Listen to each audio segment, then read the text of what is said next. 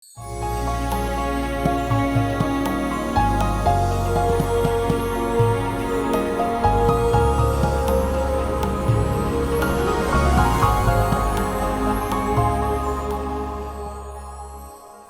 علیکم ورحمۃ اللہ۔ پچھلی گفتگو میں ہم بات کر رہے تھے کہ ہمارے گھروں میں ایسے تذکرے ہونے چاہیے جو علمی تذکرے ہوں، ایسے تذکرے ہوں جو ہمارے بچوں کا اور ہمارا کردار بنائیں، نہ کہ یہ ہو کہ ہمارے ذہن میں پیسے کی عظمت کا اظہار ہو۔ یہاں یہ بات بتانا بہت ضروری ہے کہ کوئی شخص بھی پیسے کی نفی نہیں کر رہا۔ ہم یہ نہیں کہہ رہے کہ پیسہ کمانا بری بات ہے۔ اللہ کرے آپ اتنے پیسے کمائیں کہ آپ سے سنبھالے نہ جائیں، اللہ کرے آپ کے ہوائی جہاز ہوں، اللہ کرے آپ کے بہت سے کھیت ہوں، اللہ کرے آپ کے بہت سے کارخانے ہوں۔ لیکن جو بات میں عرض کرنا چاہتا ہوں وہ یہ ہے کہ پیسہ ایک مین ہے، ایک ذریعہ ہے کہیں پہنچنے کا۔ مثال کے طور پر اگر آپ نے ایک دریا پار کرنا ہے تو وہاں آپ کو کشتی چاہیے۔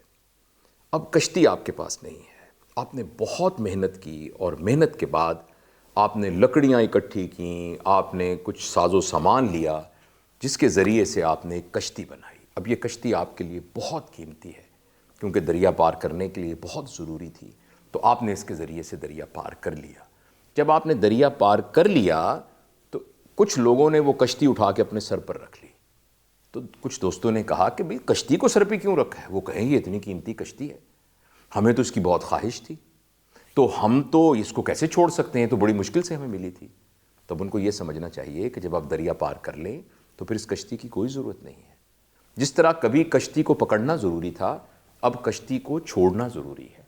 جیسے آپ نے مکان کی چھت پہ جانا ہو تو آپ کو سیڑھی چاہیے، تو آپ کے پاس سیڑھی نہ ہو، بڑی تردد کے بعد آپ کو ایک سیڑھی مل جائے تو اب آپ اس پر چڑھنا شروع کریں، مگر جب آخری پائیدان پر پہنچیں گے تو اب آپ اس سیڑھی کو چھوڑ دیں گے۔ اگر آپ اس سیڑھی کو چھوڑیں گے نہیں تو آپ چھت پہ نہیں جا سکیں گے۔ اگر کوئی شخص اس بات پر ضد کرے کہ یہ سیڑھی تو مجھے اتنی مشقت کے بعد ملی تھی، میں اس کو کیسے چھوڑ دوں، تو وہ کبھی بھی اپنی منزل پر نہیں پہنچ سکے گا۔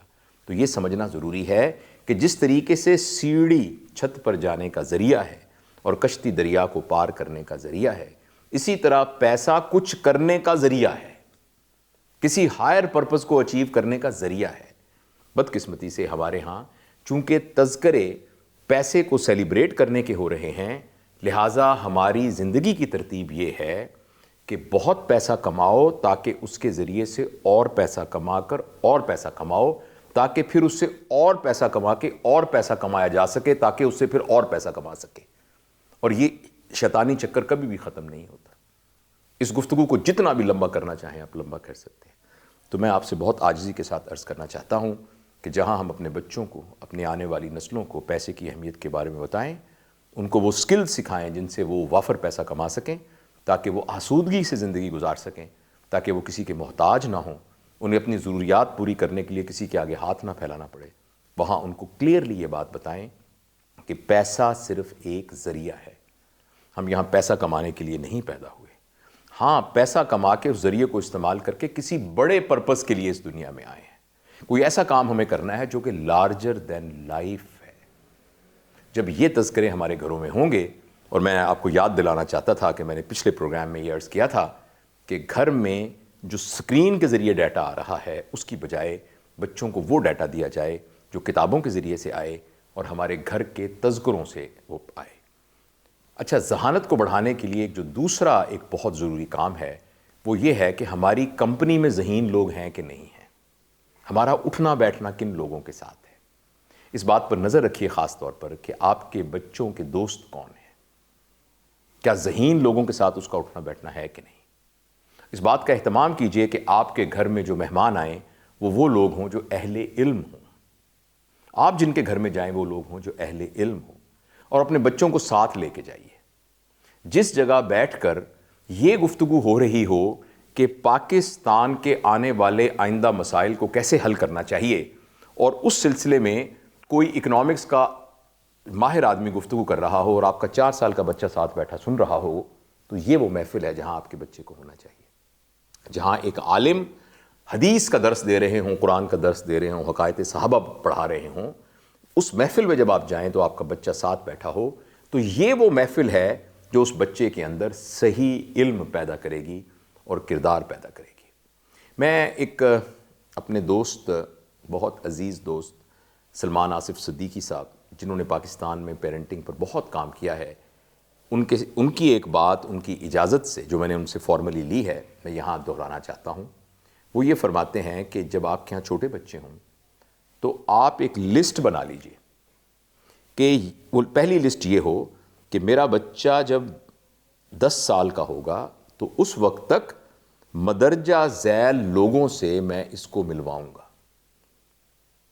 جیسے آج کے دور میں انور مسعود صاحب سے اس کو ملواؤں گا، میں احمد جاوید صاحب سے ان کو ملواؤں گا، میں امجد ثاقب صاحب سے ان کو ملواؤں گا، میں ادیب الحسن رضوی صاحب سے ان کو ملواؤں گا، کوئی اور بڑے نام جو اپنے شعبوں کے ہیں میں ان سے ان کو ملواؤں گا، میں کسی شیخ الحدیث سے ان کو ملواؤں گا۔ تو بچوں کو ذرا اندازہ لگائیے، 5 سال کا بچہ احمد فراز مرحوم سے ملا ہو تو جب وہ 50 سال کا ہوگا تو وہ کتنے فخر سے بیان کرے گا کہ یہ دیکھیے میں احمد فراز سے ملا تھا۔ ایک بچہ امجد اسلام امجد مرحوم کے ساتھ ملا تھا تو وہ کتنے فخر سے یہ بیان کرے گا کہ میں امجد اسلام امجد سے ملا تھا۔ اور اللہ لمبی زندگی دے، امجد ثاقب صاحب ہیں اور اس طرح کے بڑے لوگ ہیں جو ہماری زندگی میں موجود ہیں، اپنے بچوں کو ان سے ملوائیے۔ اور ایک لسٹ ایسی بنائیے کہ 10 سال کی عمر تک ان موضوعات پر ہمارے گھر میں ضرور گفتگو ہوگی۔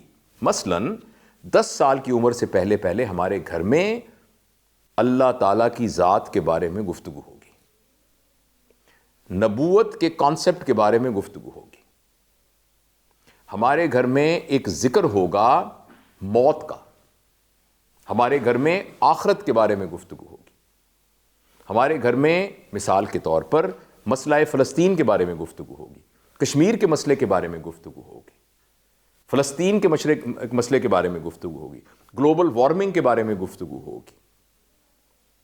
ان تمام موضوعات پر ہمارے گھر میں گفتگو ہوگی۔ تو اور ایک تیسری لسٹ بنائیے کہ 10 سال کی عمر تک میں اپنے بچوں کو کہاں کہاں لے کے جاؤں گا۔ میں اپنے بچوں کو اسکردو دکھاؤں گا، میں اپنے بچوں کو قائد اعظم کا مزار دکھاؤں گا، اپنے بچوں کو علامہ اقبال کا مزار دکھاؤں گا، بالا کوٹ جا کے سید احمد شہید کا مزار دکھاؤں گا، کشمیر کے بھمبر میں جا کر میاں محمد بخش صاحب کی قبر پر فاتحہ پڑھوا کے آؤں گا، میں اپنے بچوں کو موجو دوڑو دکھا کے لاؤں گا، ہڑپا دکھا کے لاؤں گا، میں اپنے بچوں کو ٹیکسلا کا میوزیم دکھا کے لاؤں گا، میں اپنے بچوں کو بادشاہی مسجد لے کے جاؤں گا، میں اپنے بچوں کو گوادر کا سمندر دکھاؤں گا۔ تو ایک لسٹ بنائیے، اور اللہ آپ کو وسائل دیں تو میں اپنے بچے کو احرام مصر دکھاؤں گا، میں اپنے بچے کو خانہ کعبہ کی زیارت کراؤں گا، مسجد نبوی کا سبز گنبد دکھاؤں گا۔ اور اس کے علاوہ ایک اور لسٹ بنائیے، اور وہ لسٹ یہ ہے کہ 10 سال کی عمر تک میرا بچہ کون سا اوزار استعمال کر سکے گا۔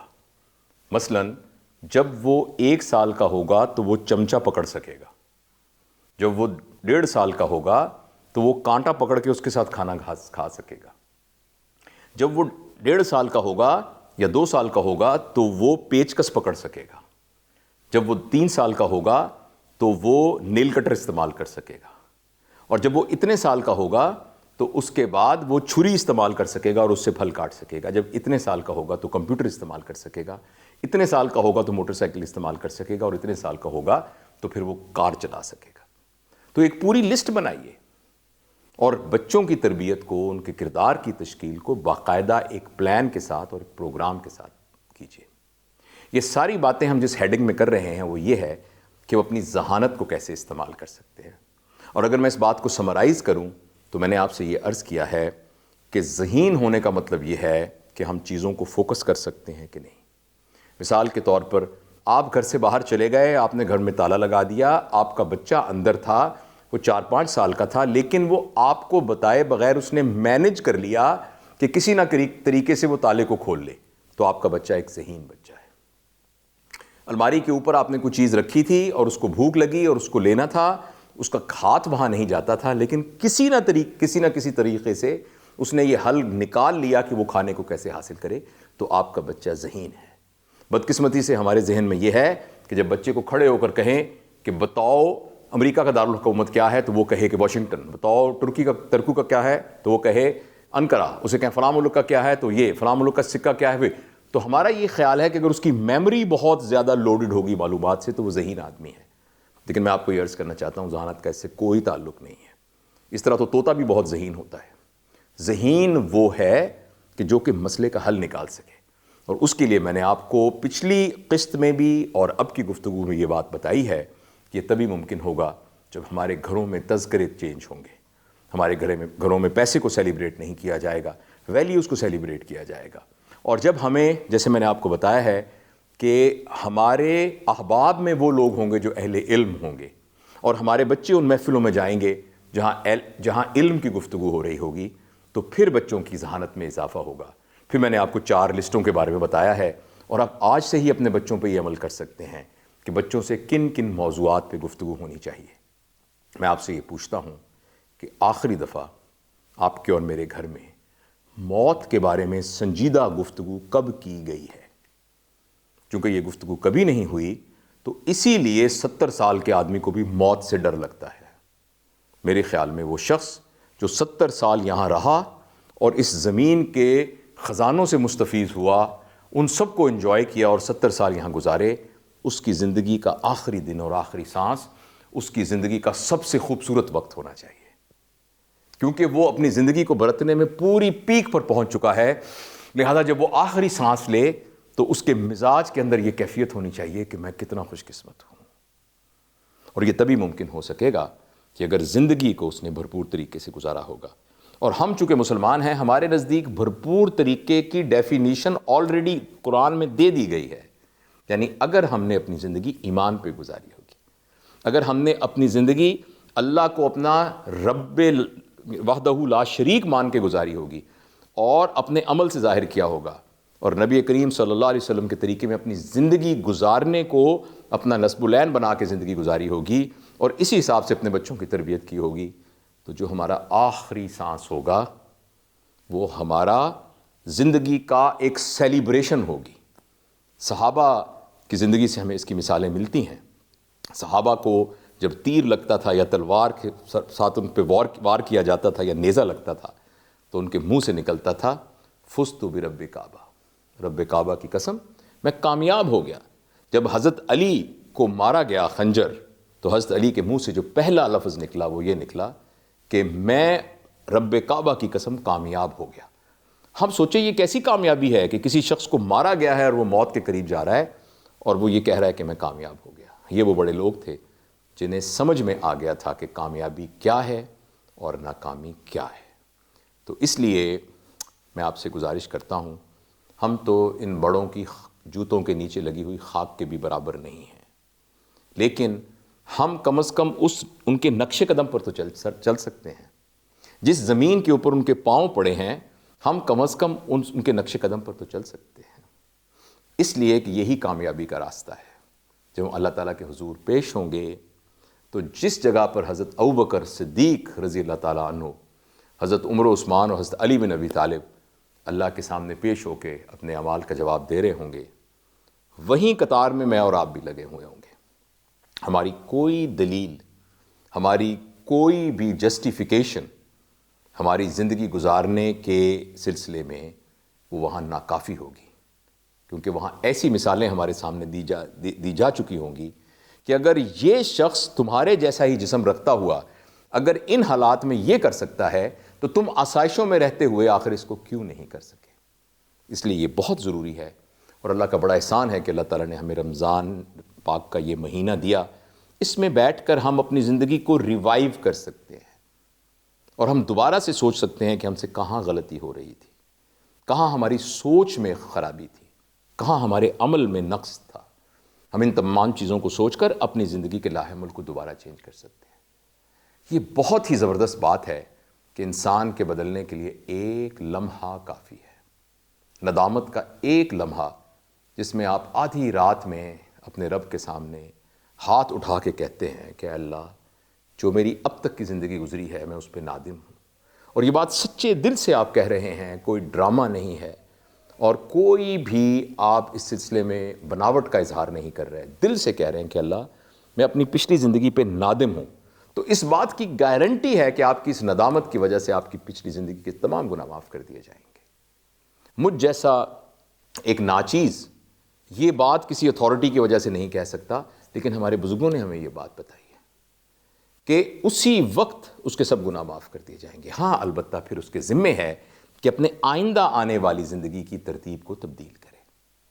تو اس پروگرام کے توسط سے اس میں اور آپ اس بات کی نیت کریں اور تہیہ کریں کہ یہ ہمارے پاس ایک اپرچونٹی ہے کہ ہم زندہ ہیں، ہم سانس لے رہے ہیں۔ جب ہمارا آخری سانس نکل جائے گا تو یہ موقع ہم سے چھن جائے گا۔ جب تک ہم زندہ ہیں ہم اپنے پیدا کرنے والے کے سامنے اپنے تمام گناہوں سے توبہ کر کے آئندہ کے لیے اپنی زندگی کا ایک لاہ عمل بنا سکتے ہیں۔ میں انشاءاللہ اپنے اگلے پروگرام میں، کیونکہ ہم اب فزیکیلٹی اور انٹلیکٹ کو ختم کر چکے ہیں، میں اگلے پروگرام میں انشاءاللہ یہ بتاؤں گا کہ ہم اپنی ایموشنالٹی کو کیسے ایڈریس کر سکتے ہیں۔ تو رمضان کی ان برکات سے خوب فائدہ اٹھائیے، دعا مانگیے، اور ہم سب کو اور ڈسکور پاکستان کی پوری ٹیم کو اپنی دعاؤں میں یاد رکھیے۔ اللہ حافظ۔